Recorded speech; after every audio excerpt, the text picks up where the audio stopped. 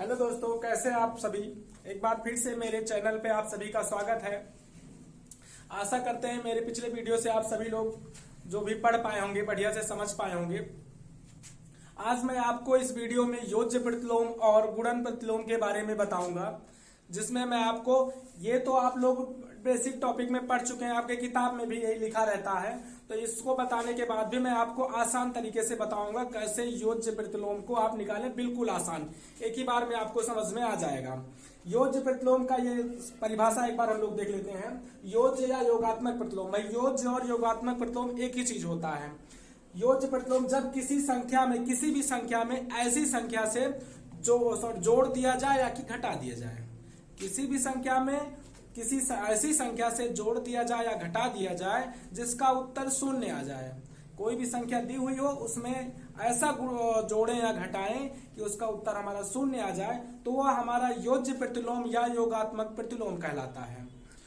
ठीक इसी तरह अगर गुणन प्रतिलोम या गुणात्मक प्रतिलोम के बारे में कहें, किसी ऐसी संख्या से किसी भी संख्या में किसी ऐसी संख्या से गुणा किया जाए कि उसका गुणनफल 1 आ जाए, तो वह संख्या जो होती है जिससे गुणा किया होता है, वह संख्या उस संख्या की गुणात्मक प्रतिलोम कहलाती है। जैसा कि इसमें लिखा ही गया है कि जब किसी संख्या में ऐसी संख्या से गुणा किया जाए कि गुणनफल 1 प्राप्त हो और वह संख्या उस संख्या की गुणन प्रतिलोम कहलाती है। दोस्तों, यह सभी आपके एक बुक में भी लिखा होगा, और नहीं भी आप बुक लिए हैं तो आप यहाँ से नोट कर सकते हैं। को योज्य प्रतिलोम के कुछ एग्जाम्पल्स के बारे में बता देता हूँ। जैसे किसी का, अगर कोई कह रहा है 5 का योज्य प्रतिलोम क्या होगा, अगर कोई पूछ रहा है 5 का योज्य प्रतिलोम क्या होगा, तो भाई 5 में हम देखेंगे कि क्या ऐसा जोड़ दें या कि घटा दें कि 0 आ जाए। भाई अगर 5 में कुछ भी हम जोड़ेंगे तो ये 6 हो जाएगा, अगर आप 0 जोड़ेंगे तो ये 5 ही रह जाएगा। तो 0 तो नहीं आ रहा है ना, तो हमको क्या करना है, 5 में 5 को घटाना है, तब हमारा 0 आ जाएगा। इसलिए हम कह सकते हैं कि 5 का जो योज्य प्रतिलोम होगा, 5 का योज्य प्रतिलोम जो होगा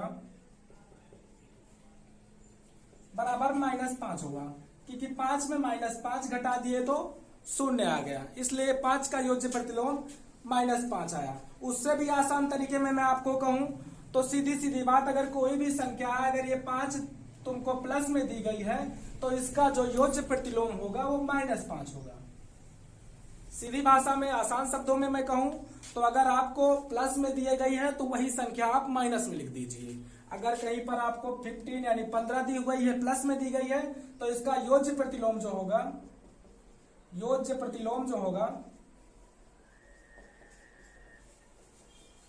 इसका योज्य प्रतिलोम जो होगा -15 होगा। यानी किसी भी संख्या अगर प्लस में दी गई है तो उसी को क्या कर दो, माइनस में कर दो, तब वह तुम्हारा योज्य प्रतिलोम निकल आता है। अगर आपका -5 दिया गया या -7 दिया गया है तो इसका योज्य प्रतिलोम जो होगा तो आपका +7 होगा। अब आगे लिखा नहीं जाता है प्लस, ठीक। यानी किसी संख्या को अगर माइनस में ऋणात्मक है तो उसको हम धनात्मक में बदल देंगे, वही संख्या उस संख्या की योज्य प्रतिलोम कहलाएगी। अब गुणन प्रतिलोम के बारे में हम लोग देखते हैं।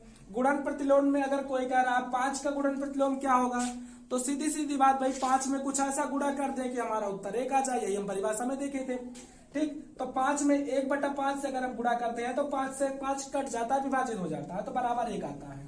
ये तो एक तरीका है हमारे पास लगाने का।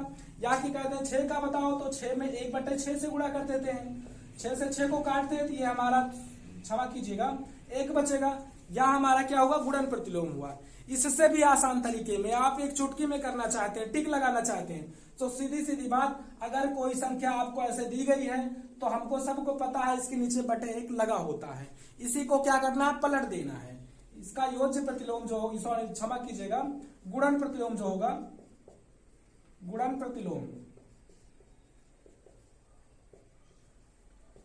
5 का जो गुणन प्रतिलोम होगा वह 1/5 होगा। यानी जो संख्या बटे में जो संख्या नीचे होती है, यानी जो हर होता है, उसको अंश कर दीजिए, जो अंश है उसको हर में कन्वर्ट कर दीजिए, तो वही संख्या उस संख्या की गुणन प्रतिलोम होती है। जैसे अगर कोई कहता है 3/5, इसका कह रहा है कि गुणन प्रतिलोम बताइए, तो आपको कुछ नहीं करना है, नॉर्मली इसका गुणन प्रतिलोम जो होगा 5/3, यानी अंश को हर में कन्वर्ट कर दिया और हर को अंश में बदल दिए, तब हमारा यह गुणन प्रतिलोम बन जाता है। आशा करते हैं दोस्तों आप सभी को मेरा यह वीडियो और मेरा यह मैथ पढ़ाने का ट्रिक भी पसंद आया होगा। अगर आपको यह अच्छा लगा है तो आप चैनल को लाइक कर सकते हैं, शेयर कर सकते हैं और सब्सक्राइब भी कर सकते हैं।